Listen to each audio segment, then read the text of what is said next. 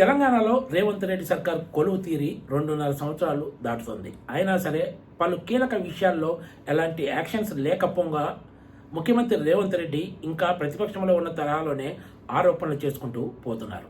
తెలంగాణలో మరో 10 ఏళ్లు తానే ముఖ్యమంత్రిగా ఉంటానన్నట్లు ప్రకటన చేసిన ముఖ్యమంత్రి రేవంత్ రెడ్డి రేపు ఎన్నికల సమయంలో కూడా ఇవే మాటలు చెప్తారా?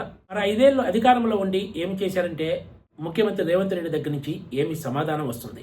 లేదు, కేవలం రాజకీయం కోసమే ఆరోపణలు తప్ప ప్రజల సొమ్మును రక్షించేందుకు కాదు, తప్పులు చేసిన వాళ్ళను శిక్షించేందుకు కాదు అని ముఖ్యమంత్రి రేవంత్ రెడ్డి చెప్పదలుచుకున్నారా అన్న అనుమానాలు వ్యక్తమవుతున్నాయి.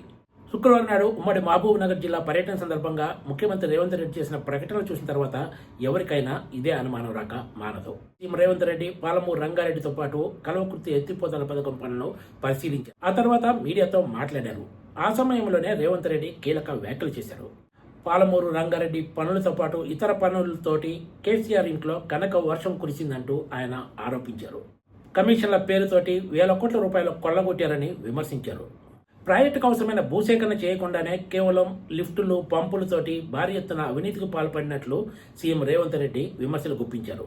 మరి ఇన్ని పక్కా ఆధారాలు పెట్టుకుని మాజీ సీఎం కేసీఆర్ ఇంట్లో కనక వర్షం కురిసిందని చెప్పుకుంటూ ఎలాంటి చర్యలు తీసుకోకపోతే ప్రజలు బీఆర్ఎస్ తోటి కాంగ్రెస్ సర్కార్ కుమ్మక్కైందన్న అనుమానాలు రాకుండా ఉంటాయా అన్న చర్చ తెర మీదకు వస్తుంది.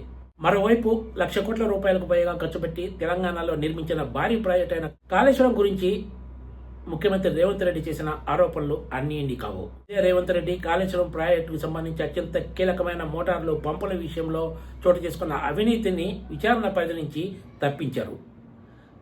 కేవలం బ్యారేజీల నిర్మాణానికి సంబంధించిన అంశంపైనే జస్టిస్ పీసీ ఘోష్ కమిషన్ తోటి విచారణ జరిపించి నివేదికను సిద్ధం చేయించిన సంగతి తెలిసిందే. కాళేశ్వరంలో భారీ ఎత్తున అవినీతికి పాల్పడ్డారనే ఆరోపణలు ఎదుర్కొంటున్న కాంట్రాక్ట్ కంపెనీలతోనే ఇప్పుడు రేవంత్ రెడ్డి సర్కార్ అంటకాగుతుందనే విమర్శలు కూడా పెద్ద ఎత్తున ఉన్నాయి. ఈ మొత్తం వ్యవహారంపై ఎన్ని విమర్శలు వచ్చినా కూడా సర్కార్ ఏ మాత్రం చర్యలు తీసుకోవడానికి ఉపక్రమించడం లేదు. కానీ ఇవేమీ పట్టించుకోకుండా ముందుకు సాగుతోంది.